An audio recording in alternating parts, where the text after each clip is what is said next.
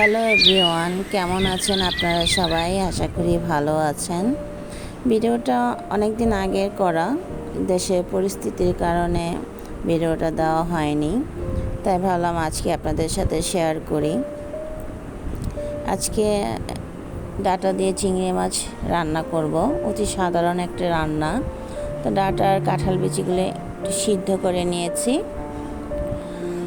তো এই গরমের মধ্যে পেঁয়াজ রসুন বেশি মশলা জাতীয় খাবার আসলে খেতে ভালো লাগে না, অস্বস্তি লাগে, গ্যাস প্রবলেম হয়।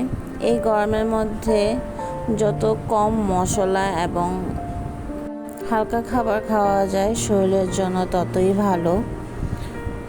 চিংড়ি মাছ এমন একটা মাছ যেটা অনেকভাবে অনেক কিছু দিয়ে রান্না করা যায়। চিংড়ি মাছের গন্ধেই তরকারির স্বাদ আরও দ্বিগুণ বেড়ে যায় আমার কাছে মনে হয়। তো আজকে ডাঁটা দিয়ে চিংড়ি মাছ রান্না করব অল্প তেল এবং মশলা দিয়ে। তো কড়াইতে অল্প একটু সয়াবিন তেল দিয়ে দিলাম, কালো জিরা ফোড়ন দিয়ে দেব, চিংড়ি মাছ দিয়ে হালকা একটু ভেজে নেড়ে চেড়ে একটু ভেজে নেব। এখন দিয়ে দেব ডাঁটা আর কাঁঠালের বিচি,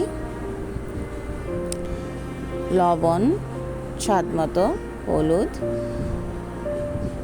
ভালো করে নেড়ে চেড়ে মিশিয়ে নেব।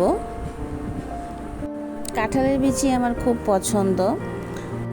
যে কোনো সবজিতে এবং তরকারিতে দিলে খাওয়ার সময় যখন মুখে লাগে তখন একটু মিষ্টি মিষ্টি লাগে।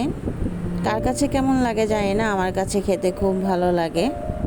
এখন দিয়ে দেব 1 চামচ মরিচের গুঁড়া আর 1 চামচ ধনিয়ার গুঁড়া দিয়ে ভালো করে মিশিয়ে একটু ভেজে নিতে হবে। তারপর একটা সিদ্ধ করা আলু হাত দিয়ে এরকম ভেঙে দিয়ে দেব, দিয়ে ভালো করে মিশিয়ে দেব। আলুটা এরকম ভেঙে দিলে তরকারির ঝোলটা অনেক ঘন হয়, খেতে অনেক ভালো লাগে। এখন দিয়ে দেব জল দিয়ে ভালো করে নেড়ে চেড়ে 10 মিনিট রান্না করব।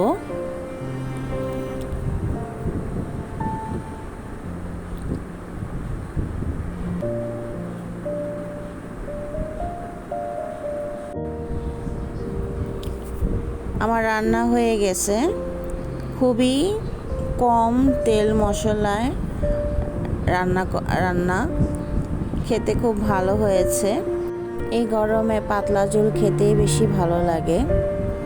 তরকারির কালারটাও খুব সুন্দর হয়েছে দেখতে। এই হচ্ছে আমার ডাঁটা দিয়ে চিংড়ি মাছের ঝোল।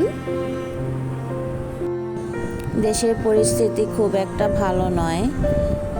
এতদিন যা হয়েছে আমরা সবাই কম আর বেশি দেখেছি। যে মায়েরা সন্তান হারিয়েছেন, ভগবান যেন তাদের কষ্ট সহ্য করার মতো ক্ষমতা দেন। আর যে ছাত্ররা বা সন্তানরা শহীদ হয়েছেন তাদের আত্মার শান্তি কামনা করছি, তারা যেন স্বর্গবাসী হয়। আর কোনো মায়ের বুক যেন খালি না হয়, ভগবানের কাছে এই প্রার্থনাই করি। আপনারা যে যেখানেই আছেন, যেখানেই থাকেন, সাবধানে থাকবেন, নিরাপদে থাকবেন, আপনার সন্তানকে নিরাপদে রাখবেন। আজ এ পর্যন্তই। সবাইকে ধন্যবাদ।